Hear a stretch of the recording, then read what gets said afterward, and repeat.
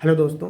तो आज हम बात करेंगे कि जो लीजेंडर पॉलिनोमियल होता है या लीजेंडर फंक्शन होता है वो क्या होता है ना। तो जैसे जब मैंने इसको पढ़ा था पहली बार, मैं सोचा था ये क्या है, मतलब समझ ही नहीं आता था एक्चुअल में ये है क्या, ये कहाँ से आया, इसमें जो फार्मूला होता है क्या होता है, ये क्या बताता है।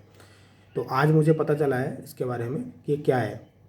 तो लीजेंडर पॉलिनोमियल, जब हम लीजेंडर डिफरेंशियल इक्वेशन को सॉल्व करते हैं, लीजेंडर ओडीई को सॉल्व करते हैं, तो जो हमको उसका सॉल्यूशन मिलता है, ओडीई का जो सॉल्यूशन मिलता है उसको हम लीजेंडर फंक्शन या लीजेंडर पॉलिनोमियल बोलते हैं।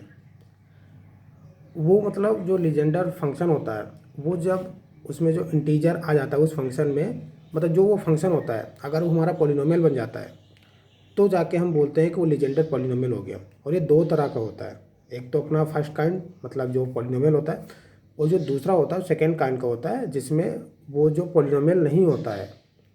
आप ऐसा समझिए ना कि जब हम किसी भी डिफरेंशियल इक्वेशन को सॉल्व करते हैं तो उसके सॉल्यूशन आते हैं। तो इसी तरह से एक लीजेंडर डिफरेंशियल इक्वेशन होती है जिसको जब सॉल्व करते हैं तो हमको मिलता है, एक सॉल्यूशन मिलता है, और उसी सॉल्यूशन को हम लीजेंडर फंक्शन या लीजेंडर पॉलिनोमियल बोल देते हैं। और ये फंक्शन तब कहलाएगा जब वो पॉलिनोमियल ना हो, या मतलब पॉलिनोमियल होगा तब भी फंक्शन बोलेंगे, लेकिन अगर वो एक पॉलिनोमियल बन गया, उसका जो सॉल्यूशन हो गया अगर पॉलिनोमियल बन गया तो उसको हम लीजेंडर पॉलिनोमियल बोल देंगे। अब बात यह आती है कि लीजेंडर ऑर्डिनरी डिफरेंशियल इक्वेशन क्या है।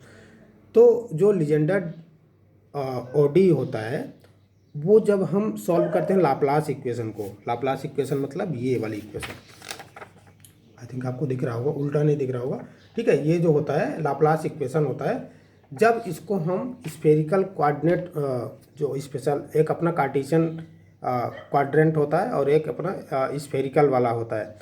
तो जब हम उस फॉर्म को, है ना, जब हम लाप्लास इक्वेशन को इस स्फेरिकल क्वाड्रेंट में जब सॉल्व करते हैं, क्वाड्रेंट में सॉल्व करते हैं, तो जो जाके हमको सॉल्यूशन मिलता है ना, तो वो यहाँ से आती है, जो लेजेंडरी डिफरेंशियल इक्वेशन थी वो वहाँ से आती है।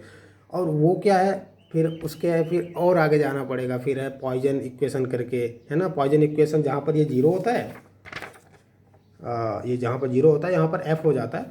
ये बहुत लंबी कहानी है, मैंने इसके बारे में बहुत सारा देखा, बट वही है, इसके डेप्थ में जाते जाओ तो बहुत बड़ा टॉपिक है, मुझे ऐसा लग रहा है बहुत ज़्यादा है। तो मैं केवल इतना बताना चाह रहा हूँ कि जब हम लीजेंडर डिफरेंशियल इक्वेशन सॉल्व करते हैं जो हमको सोल्यूशन मिलता है उसको लीजेंडर पॉलिनोमियल बोलते हैं। तो इसका एक स्पेशल मतलब इसका फार्मूला आता है, और ये अचानक ऐसे नहीं आ गया है, मतलब मैं बताने का ये ट्राई कर रहा हूँ कि ये इस प्रोसेस से आया है, ठीक है। तो जो लीजेंडर डिफरेंशियल इक्वेशन दिखती है वो ऐसी दिखती है ना, मतलब इसी तरह की वो दिखती है लीजेंडर डिफरेंशियल इक्वेशन। और जो उसका जो फर्स्ट काइंड का जो सॉल्यूशन होता है वो इस तरह से दिखता है, ठीक है।